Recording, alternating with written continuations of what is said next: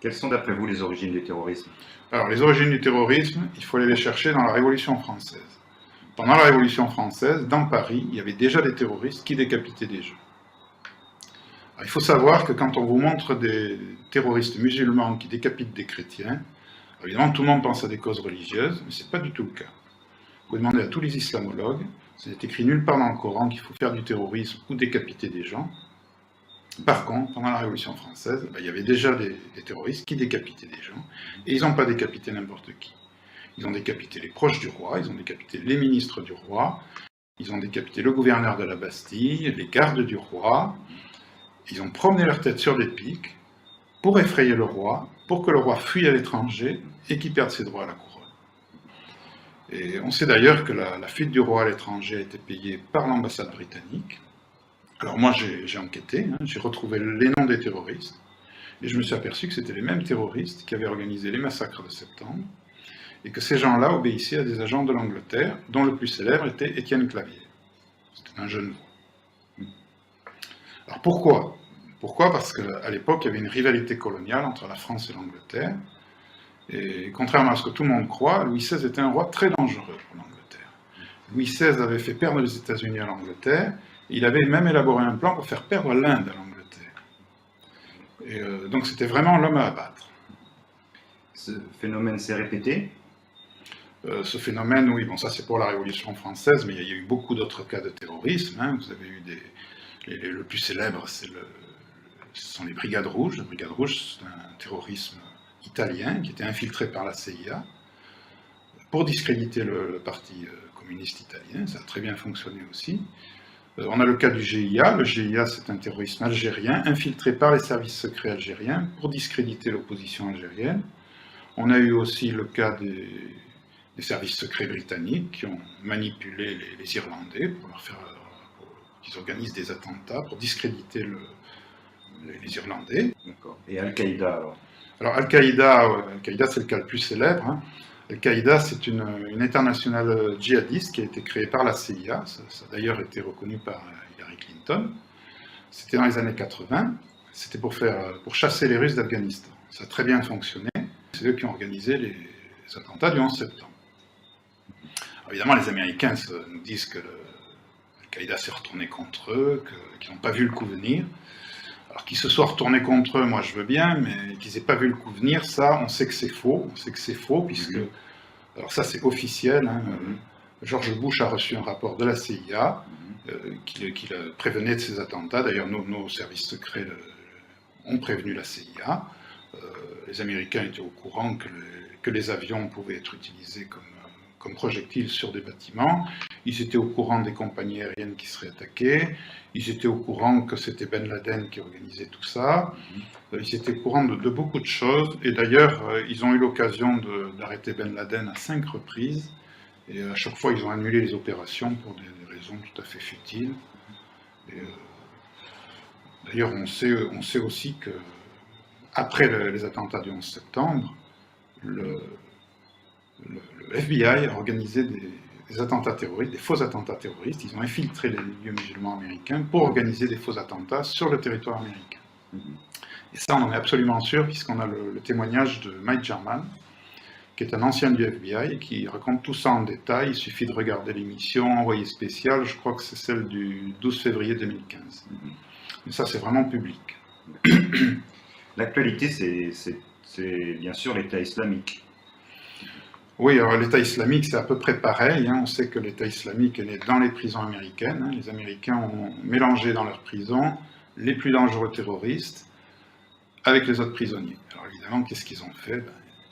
Ils ont formé d'autres terroristes. Et non seulement ils les ont mélangés, mais ils leur ont permis de se déplacer de cellule en cellule pour former d'autres terroristes. Et en plus de ça, ils les ont libérés. Et ça a d'ailleurs été reconnu par le directeur des prisons américaines, hein, il s'appelle Douglas Stone, il a reconnu, nous avons fait de nos prisons des universités de djihadisme. Alors tout ceci n'a pas été fait par hasard, puisqu'on a aussi retrouvé un rapport de la NIC, c'est un rapport de 2004, qui montre que dès 2004, la NIC avait déjà prévu l'extension du terrorisme dans la région et la création d'un État islamique. Donc quand les Américains ont créé ces écoles de djihadisme, ils savaient très bien comment ça finirait. Quelles sont, à votre avis, les raisons de ce type de stratégie mortifère?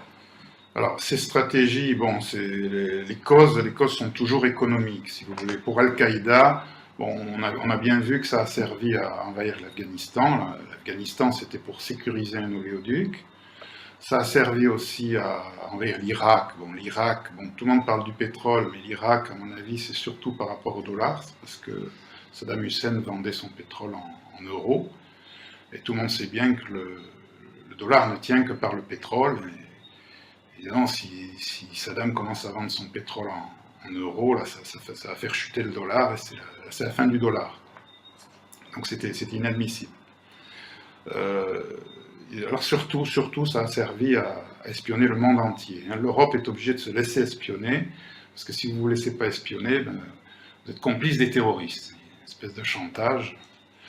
Alors pour l'État islamique, c'est à peu près la même chose. L'État islamique, le principe, c'est d'allumer un feu quelque part pour mettre la pression sur les États voisins et pour obtenir des avantages économiques. On est toujours dans la quête d'avantages économiques.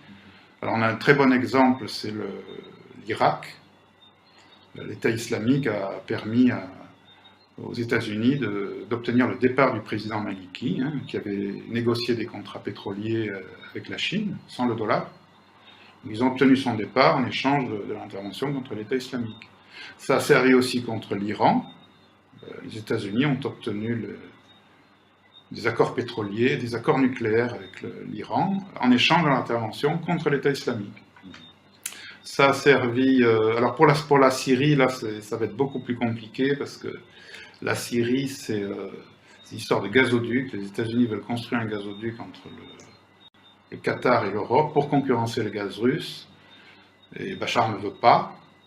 Et là, ça va être beaucoup plus compliqué, parce que là, les Russes ne vont pas se laisser faire, il y a leurs intérêts économiques qui sont en jeu, donc l'affaire n'est pas jouée. Si vous voulez, c'est un peu comme si moi, j'allumais un feu en bas de chez vous, et puis après je sonne à la porte pour « Monsieur, si vous ne payez pas, j'éteins pas l'incendie. » Évidemment, vous payez, c'est normal. Ce sont des méthodes mafieuses. Quelles sont vos sources pour ces accusations graves? La méthode mafieuse, c'est surtout c'est une guerre économique, si vous voulez. C'est une guerre économique où tous les coups sont permis. C'est ça qu'il faut comprendre. Alors, mes sources. Dans mon livre, je cite 350 ouvrages. Je cite 350 ouvrages qui sont essentiellement soit des ouvrages de mémorialistes, c'est-à-dire des témoignages, soit des travaux d'historiens. J'ai remarqué que la plupart des historiens se concentrent sur une seule période ou sur un seul personnage, et qui n'ont pas la vue d'ensemble. Alors moi, ce que j'essaye, c'est d'avoir cette vue d'ensemble, c'est-à-dire je rassemble tous les témoignages, je rassemble tous les travaux d'historiens, parce que je me suis aperçu que tous ces travaux sont complémentaires, et que c'est en les rassemblant qu'on fait des découvertes. Donc c'est comme ça que je travaille, et je fais pareil pour les époques. C'est-à-dire que je travaille sur toutes les époques à la fois, c'est là qu'on s'aperçoit que l'histoire se répète, sans arrêt.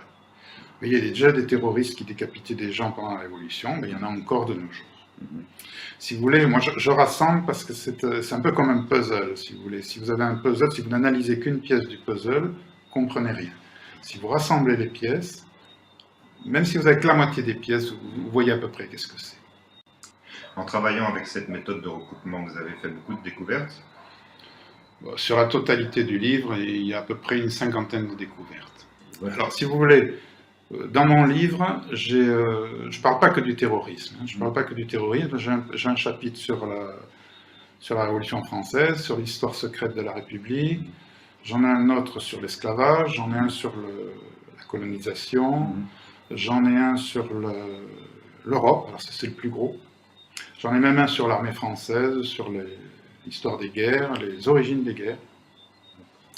Je parle aussi du terrorisme, mais ce n'est pas le plus gros. En conclusion, en quoi votre livre éclaire l'actualité géopolitique actuelle? Je veux dire, concernant le terrorisme, ce que je peux vous dire, c'est que le point commun qu'on peut trouver dans tous ces terrorismes que j'ai énumérés, c'est qu'à chaque fois on a affaire à un terrorisme d'État. Un terrorisme d'État instrumentalisé par un État contre un autre État, ou contre un peuple, ou contre son propre peuple, des fois. Et les causes sont toujours économiques ou politiques, mais en aucun cas religieuses. Les religions servent à manipuler les gens, et ce ne sont pas les vraies causes. Si j'avais une conclusion à tirer de tout ça, je dirais que le jour où tous les terroristes du monde entier auront compris qu'en faisant du terrorisme, ils jouent contre leur camp, ils font le jeu de leurs adversaires, je pense que ce jour-là, on aura peut-être fini avec le terrorisme.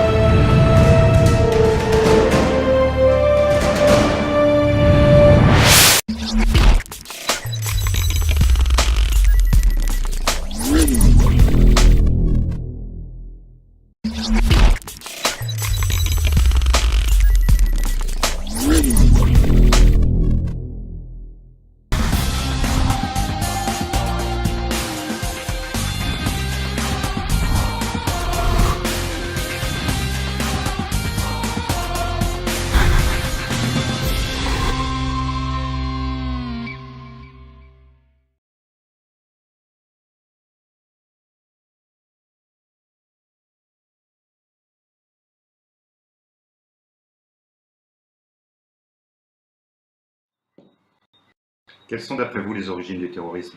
Alors, les origines du terrorisme, il faut les chercher pour discréditer les Irlandais. Et Al-Qaïda alors? Alors, Al-Qaïda, c'est le cas le plus célèbre. Hein. Al-Qaïda, c'est une internationale djihadiste qui a été créée par la CIA. Ça a d'ailleurs été reconnu par Hillary Clinton. C'était dans les années 80. C'était pour chasser les Russes d'Afghanistan. Ça a très bien fonctionné. C'est eux qui ont organisé les attentats du 11 septembre. Alors, évidemment, les Américains nous disent que Al-Qaïda s'est retourné contre eux, qu'ils n'ont pas vu le coup venir. Alors qu'ils se soient retournés contre eux, moi je veux bien, mais qu'ils n'aient pas vu le coup venir, ça, on sait que c'est faux. On sait que c'est faux, puisque... Alors ça, c'est officiel. Hein, et donc c'était vraiment l'homme à abattre. Ce phénomène s'est répété? Ce phénomène, oui, bon, ça c'est pour la Révolution française, mais il y a eu beaucoup d'autres cas de terrorisme. Hein. Vous avez eu le plus célèbre, ce sont les Brigades Rouges. Les Brigades Rouges, c'est un terrorisme italien qui était infiltré par la CIA pour discréditer le parti communiste italien. Ça a très bien fonctionné aussi. On a le cas du GIA. Le GIA, c'est un terrorisme algérien infiltré par les services secrets algériens pour discréditer l'opposition algérienne.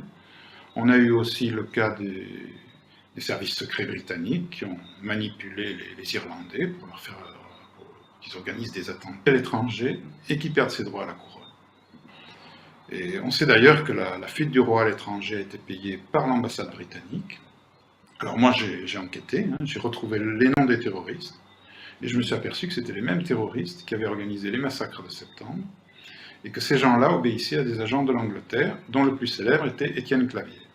C'était un jeune voix. Alors pourquoi? Pourquoi? Parce qu'à l'époque, il y avait une rivalité coloniale entre la France et l'Angleterre, et contrairement à ce que tout le monde croit, Louis XVI était un roi très dangereux pour l'Angleterre. Louis XVI avait fait perdre les États-Unis à l'Angleterre. Il avait même élaboré un plan pour faire perdre l'Inde à l'Angleterre. Cherché dans la Révolution française. Pendant la Révolution française, dans Paris, il y avait déjà des terroristes qui décapitaient des gens. Alors, il faut savoir que quand on vous montre des terroristes musulmans qui décapitent des chrétiens, évidemment tout le monde pense à des causes religieuses, mais ce n'est pas du tout le cas. Vous pouvez demander à tous les islamologues, ce n'est écrit nulle part dans le Coran qu'il faut faire du terrorisme ou décapiter des gens. Par contre, pendant la Révolution française, il y avait déjà des terroristes qui décapitaient des gens, et ils n'ont pas décapité n'importe qui. Ils ont décapité les proches du roi, ils ont décapité les ministres du roi, ils ont décapité le gouverneur de la Bastille, les gardes du roi, ils ont promené leur tête sur des pics pour effrayer le roi, pour que le roi fuisse